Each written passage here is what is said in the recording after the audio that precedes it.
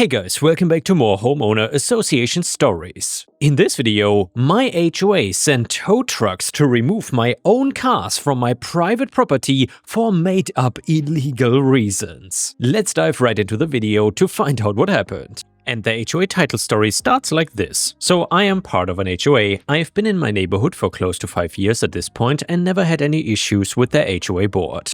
I take part in their meetups, fundraisers and community days because I choose to, not because I'm made to. The experience has been a nice one up until year 4 of my time here. I also own a copy of the board's bylaw book, just in case. I got it when I first moved in, afraid that the board was gonna try to find me because I was new to the area and was not aware of all the rules and regulations they had in place. I went over that book meticulously for the first year after my move, but I eased up after that, and by year 3 I had it stuffed in a drawer I hardly ever reopened. Year 4 had a new member of the HOA board join up. I'm gonna call her Karen because that's basically what she became by the end of this whole situation. So anyway, Karen made a bit of a name for herself on the board because she was very vocal about the bylaws of the HOA during the first board meeting she attended. Which was open to the public, by the way, which is why I was there. So she claimed that the previous head of the HOA board was very lenient about rule breakers and wanted to make sure that everyone followed the guidelines that were set by the community. The rest of the board told her that so long as the violations were clearly listed among the ordinances, then she could crack down if she needed to. One Saturday morning, I was cleaning my house when I noticed 2 tow trucks parking close to my driveway. Me being nosy, I checked out the window to see if someone was parked illegally, but got worried when the tow trucks backed up into my driveway. My driveway, by the way, is long enough for 2 cars. I went outside to see what was going on, only to find Karen directing 2 tow trucks back to my driveway. We had a conversation. This is not exact, but it hopefully conveys what was said. Me, can I help you? Karen, no, you're fine. I'm just making sure that the vehicles are removed. Me, well, those are my vehicles. Why are you removing them? Karen, because they pose a hazard to the other members of the community as they are parked. Me, in what way? Karen, they are blocking the sidewalk at the end of your driveway. Me, looking at the tow trucks that had to back up onto the sidewalk to get to where my car was parked. But it isn't? If that was true, then the tow trucks wouldn't be so far up my driveway to get my car. Karen, I don't make the rules. Please refer to the HOA Ordinance Guide for more information. Me, I will, but you're not taking my cars. I'm gonna move them into the garage. Turning to the 2 tow truck drivers, please get off my property and don't touch my cars. Tow truck driver, sure thing. Karen, no, just wait, I hired you for a reason. Tow truck driver, and these ain't even your cars like you told me. I'm leaving. I don't want to get involved in whatever this is. I put my car into the garage and put the other one closer to my house, and by the time I came back outside, Karen and the tow trucks were gone. However, the next day, I got a fine from the HOA board for blocking the sidewalk with one of my cars, citing an ordinance number from the HOA book. I knew I could fight it, but I wanted to check on the ordinances and bylaws that the HOA had to make sure that I was not in the wrong for some reason. The next Saturday morning, I went for a run and saw the tow truck coming up the street, my car in tow. I was furious. Karen had waited until I brought my car out of the garage, and I left the house before she got the towing company to come back for it. So I went back to my house and straight to my book of bylaws, trying to find where exactly she was pulling the fine from, and then I would call the towing company to try and get my car back before I had to go to. Honestly, I was glad that she at least had the audacity to only take 1 car. Damn Karen, I found the ordinance she referenced and could see that there was a fine that came if a car was parked over a sidewalk. However, the ordinance made no mention of if a driveway was attached to the sidewalk, which gave me hope that I could dispute it to at least get the fine dropped. I called up the towing company and the secretary that answered sounded frazzled. When I told them what car I was calling about, they told me something very interesting. Secretary, you know you're the 3rd person from that neighborhood we've gotten a call from today? Are they doing street cleaning or something that so many cars need to be towed? Me, no, mine was taken literally off my driveway. Secretary, oh, that doesn't sound right. Yeah, the notes on the request have that your car was actually removed from illegal street parking. Me, something is not adding up there. Can I get a supervisor that I can speak to about this? Secretary, yeah, let me transfer you to Gary. He's the owner. Me, thank you. So of course I waited to connect with Gary, who was a bit taken aback by my accusations that someone, didn't want to name names at that moment, had my cars towed illegally. Gary, I find it a bit hard to believe that someone would have your car towed right out of your driveway. I will confirm it with the driver. Me, I appreciate that. After about 3 minutes of being on hold, Gary, alright, so the driver is still out on another assignment, but I can see that there were 2 reports written up for your car, which shouldn't be, since it should be 1 report per vehicle. Well, I would love it if you could stop by the office and maybe bring the other 2 members of your neighborhood that had their cars towed. I did not know who else had their cars towed and the secretary didn't tell me, but I had my neighbor drive me over to the tow yard. The situation, as it turned out, was a bit more dubious than it first seemed. The company worked on commissions if contacted by a repeat customer, which the driver that was currently out had done. They were picking up their 4th car from the HOA neighborhood based on an HOA board member's instruction. When I asked who the driver was, the last name the owner gave me was the same last name as Karen. So she was working with her family member to get him more money for each car he had to tow out of the neighborhood. I thanked the owner and told him that he might be in touch with someone from the HOA board. I got back home and checked the bylaws again, wanting to make sure I had everything in my arsenal to accuse Karen. While I was looking through the bylaws, I found one that would make sure that Karen knew she could not have her family member towing cars illegally. At the next HOA board meeting, I arrived and laid out everything. I spoke about bylaws that Karen had indicated on my notice, letting the neighborhood and the rest of the board know that in the 4 years I'd lived in the community, I've never blocked the sidewalk, as there was no possible way for me to do so unless I moved my car down my driveway to block it. I also brought up the towing situation, which had a few people in the meeting agreeing with me that their cars were also towed, either without their knowledge or under a false claim that they were blocking intersections. I then brought up another bylaw in regards to nepotism in third-party companies that the HOA employed. I provided the report of my car being towed and asked Karen who the driver was. She denied that she knew him, but one of the board members identified the driver as her son. I made it clear that I knew she had at least 4 cars towed by her son in hopes of getting him more money from his position, and that there was a conflict in the reports of how the cars were picked up. I told Karen that I would go to the police unless she and the board brought all of the cars back to their rightful owners and stopped harassing the members of the community, as multiple reports and not informing the community members was a violation of state law. The board adjourned the meeting to discuss next steps, and I remember the look of pure hatred on Karen's face when everyone left the building. Over the course of the next 2 days, the community had their cars brought back. There were close to 10 cars that Karen had towed, and her son was promptly fired because he wrote up false reports of why they were towed and did not even inform the owners. Karen was dropped from the board and moved out of the HOA community about 2 weeks later, most likely because of the amount of hate she got after the stunt she pulled. A year later, there hasn't been any strangeness in the HOA, the board seems much more balanced now, and my book of bylaws has gone back into its drawer. And yeah guys, if you dislike HOAs, please don't forget to like the video, because that helps me tremendously, especially against the damn AI story channels. Thank you so much for the help. The next one is a story from r/malicious compliance. It is titled, "My coworker loves taking credit for other people's work, but then he got exposed." So I work as a software engineer, and in my team we follow the usual process of writing code, reviewing it, testing it, and then deploying it. One of my coworkers, Steve, had a habit of taking credit for other people's work in front of management. He is not a bad developer, but he loves making it seem like he was doing more than he actually was. I'm quite introverted myself, so I don't usually speak up in meetings unless I have to. Calling someone out directly does not come naturally to me, so I usually just let things slide. During a big project, I spent days fixing a complicated bug. The problem ran deep and the fix had to work across different parts of the code. If you had not actually worked on it, it was pretty hard to follow. After a lot of testing, I finally got it done. At the next team meeting, before I could even say a word, Steve jumped in and started explaining my fix as if it was his. He kept saying things like, "we decided to," and "our approach was to," making it sound like he was the person behind it. I was annoyed, but I kept quiet. The next day, another bug popped up in the same area of the code. Our manager turned to Steve and said, "Since you worked on this, can you patch it?" And that is when the fun started. Steve froze. The thing is, if you didn't actually write the fix, it was not easy to understand how it all fit together. He had no idea where to even begin. He tried stalling and even sent me a message asking if I could explain the logic of the code real quick. I told him that I was busy at the moment and that I will catch up with him later on. I didn't though. After 5 hours of struggling,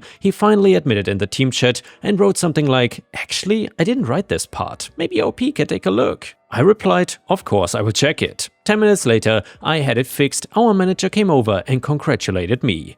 We were chatting for a bit, and before heading off, he made a deliberate comment about how great it was having someone who actually understands what we are working on. Steve did not say a word. F you, Steve. And the next one is another malicious compliance story, and it starts like this. So 15 years ago, I worked at a gas station as an opener. Because I was young and somewhat tech-savvy, I was also the de facto IT for the 3 stores near me and have been heavily involved in setting up a new point-of-sale POS system for their 2 most successful stores when they were swapped from one gas brand to another. The company had me, the super admin, on all registers just for ease of transition. Remember this later. The owner's wife had been awful to me for the 2 years that I worked there. I got bumped to opener by her husband and she hated having a man be an opener. Historically, every single opener was picked by her and was a woman, but her husband came and fired the previous opener for theft while the 2 of us swapping shifts, so I got a field promotion of sorts. The wife was constantly scrutinizing everything that I did, constantly calling me in the mornings to be rude and berate me for a bunch of minor things I did wrong.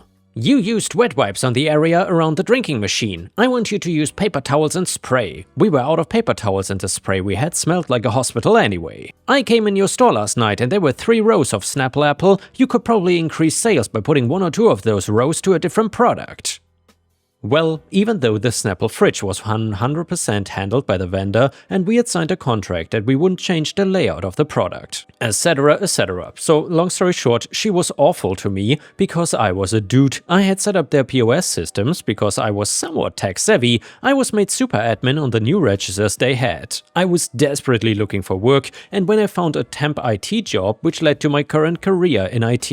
I got a new job offer and gave her husband 2 weeks notice, but never told her because I did my very best to avoid talking to her unless necessary. When she found out, it was Tuesday of my last week and she legitimately lost her mind, gave me a ton of stuff to do and worked me to the bone until 2 PM on the last Friday I worked. Finally, the time to depart forever came and she personally came with an office worker and stood by me and said, ask me to delete my account from the register. I knew I was a super admin and I'd been told if I ever left to convert the account. She had been told this but had long forgotten it, so I said to hell with it and complied and then went to the other store and did likewise while she watched. I go about my life, start my new job and end up about 3 weeks in when I get a frantic voicemail and like 20 texts and calls from her. I called the office worker who had stood over my shoulder with her and got the scoop. She basically could not change any prices at all when new beer and soda prices started rolling out, and her new opener had just let it all pile up because she didn't know how to do it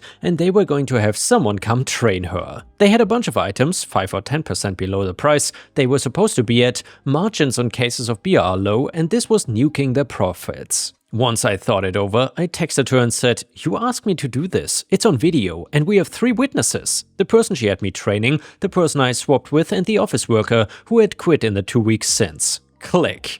Edit, I did not hang up on her, I'm just being funny. By the way, I found out later that they ended up spending $6,000 to get the company back out to fix the issue. The boss's wife legit had a Facebook page at one point with people planning to poop on her grave when she died one day. Added for clarity, she is still alive, so I was not the only person she was awful to, but I do feel like I got one up on her and it feels good. And the next one is a revenge story. So there's a new house construction on the lot next to mine, moving in a new development 2 years ago. I knew I would have construction around me sooner than later. As expected, there's a new house getting built on the lot next to mine. Bit of a bummer for me seeing construction started on my first day of vacation, but what can you do? Noise hours in my town are from 7 AM to 7 PM during weekdays, 9 AM to 5 PM on Saturday, and no construction and/or industrial noises on Sunday. Despite this though, they work 5 AM to 10 PM 7 days a week. The town is doing nothing because the sole inspector is on vacation, police don't care. Anyway, we are the kind of town police response is measured in days. Neighbors have lodged official complaints already. I tried talking with the builders, but to no avail. So Thursday I walked outside to see them using my exterior outlets for their air compressor and other tools. I had a talk with them and the GC was rude as hell. Eventually apologized and told me it wouldn't happen again. Yesterday I came home late in the evening after being out all day to see multiple extension cords plugged in all my exterior outlets. The builders had already left, but the cords remained.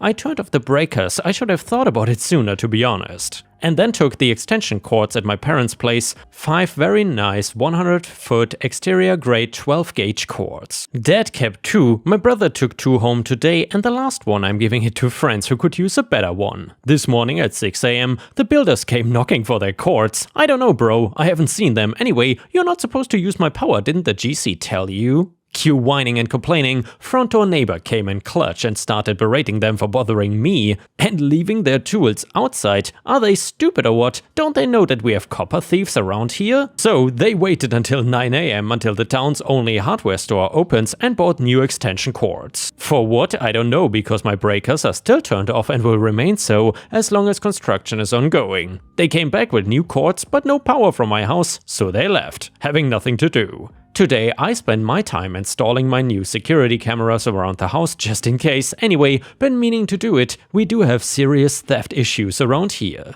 Either way, the next one is titled, My SO's Parents Are Awful. Back in March, his parents decided they wanted to come wait quarantine out at our apartment. For starters, they never asked. His mother called and told me that they were on their way and to prepare our spare bedroom for them. I was already apprehensive about them staying with us because his parents have always been extremely rude to me. They are overly critical of everything I say and do. They are massive control freaks who feel entitled to always be in charge. So then, right off the bat, things are miserable. They verbally abuse me daily, tell me what I can and cannot do in my own apartment, and are overall just the worst. Out of everything, the air conditioning caused the biggest debacle. Where I live, it has been 85 to 90 degrees almost every day. Fahrenheit, I guess. I normally keep my air on 70, but when they started complaining, I turned the air up to 75. That's already a little toasty for me, but I was willing to be a little hot to try to keep the peace. This was not good enough for them. They don't want the air on, period. They want the heat on. And they turn it on every single opportunity they get. I wake up in the middle of the night covered in sweat. I've told them to stop countless times, and yesterday I finally cracked. I put about 10 pieces of duct tape over the thermostat with a note attached that said, "Don't touch the thermostat while I'm at work." So then at 6 PM I walk into my apartment and I'm automatically hit by a hotter and more humid heat than it is outside. Duct tape and note have been torn off the thermostat and they have the heat on 98 effing degrees. I go into the guest room and say, why could you not follow the simple instruction of don't touch the thermostat? This is my home. I'm tired of you saying rude things to me. I'm tired of you treating me like a kid and creating your own rules for my apartment. You either need to be respectful towards me and learn to accept my boundaries or go back to your own house. His mother said, and I disdainfully quote, "You have no right to barge in here without knocking. That was not only an invasion of privacy, but you need to take the attitude out of your tone. I've dealt with much bigger witches than you before." She went on for 30 minutes and I just tuned her out. When she was done talking, I told her to get out. Now my boyfriend is angry with me because I couldn't just let them have their way. He wants me to call his mom and apologize, but I don't think I should have to. I may have been rude to her, but it was only because I've spent the past 2 months dealing with her abuse and trying to politely ask her to stop treating me that way. I got tired of politely asking someone to stop treating me like crap in my own home, in which I was letting them live in for free. I also got tired of my boyfriend refusing to defend me and allowing her to say and do whatever she wanted. I'm trying to understand their perspective, although it just does not seem reasonable to me. If Reddit determines that I'm the jerk here, I will call and apologize. And yeah, Ripe Stars, let us know in the comments what you think about this. Do you think that OP is the a-hole for wanting to throw out these entitled parents or not? I'm very curious about what you have to say. And a person on Reddit said, "Not the a-hole, and I would seriously reconsider a future with him if he's not willing to support you now. It would only be worse in the future when it comes to his parents." Comment 2, not the a-hole, why do you even stay with your boyfriend? He's clearly choosing his mother over you every single time. You should be kicking all 3 of them out. And now, guys, we have an update to the story in which OP says, "Alright guys, so my boyfriend and I just had a very long conversation. I admitted to him that I vented on Reddit and I screenshotted a bunch of comments for him to read. He was mostly silent for a while and got a little emotional. Eventually, he asked me if I showed him all these comments because I was planning on leaving him. I told him no, I was not gonna just dump him without giving him the chance to work through our issues if he was willing to. I explained to him that I understand his past trauma with his mother, but it doesn't make it okay for him to enable her to be abusive towards me. He agreed that he was in the wrong and he should have made a bigger effort to step in and defend me. He also apologized for asking me to call his mother and apologize. I told him that I was not gonna make him choose between me and his mother, but if we were gonna have a healthy relationship, he would have to start going to therapy and he would have to confront his mom about her behavior. I told him I would stand by him and support him as he did it, but it was something he would have to do on his own. I told him that we were setting some hard boundaries, and one of those boundaries would be that his parents are no longer allowed to stay with us ever. He agreed that was for the best and admitted he has been miserable these past 2 months too. He mentioned that cutting off his family might be what is the healthiest for his mental health and how that is something he would discuss with the psychiatrist when he goes. I told him that I was extremely hurt that not only was he willing to prioritize his mother over me, but he was willing to cause me pain to satiate her need for control. It bothered me a lot that he made me really feel like I was the a-hole, to the point that I made this post to try to gain perspective. After that, he told me he would call his mother and request that she apologize for treating me so poorly the past 2 months. Honestly, that's a really big step for him, and I'm very proud of him for that. It shows me that he is willing to work on his issues. I do think seeing a professional might help him process these emotions better and develop healthier coping mechanisms. Overall, right now it seems like we're going to be okay relationship-wise as long as he's committed to actually following through with his promises. And before we end the video, we will read a funny story from r/I don't work here lady. This one is titled, I was the lady. So I was in the grocery store and I approached a random person and asked if they could reach something for me on the top shelf. Well, because I'm short. He was probably a teenager. He said, "Oh, I don't work here." I said, "I know, but you're taller than me. I was just hoping you would get something down for me." He said, "Oh," and helped me. I think he was a little embarrassed, but he might have to get used to it. We short people need the help sometimes. And then someone in the comments made an interesting pun. You really gotta hand it to short people because they cannot reach it. I've had to ask a few taller people to assist me because my other option was to climb the shelves. Seriously, why are the shelves getting higher and higher? I've also been asked to reach things on lower shelves, mostly from elderly people, and have no issues doing that. So, tall people, save your bags and ask us to help with lower shelves. And yeah guys, before you fall from your chair because of the dad jokes, I will say goodbye and I will see you again tomorrow.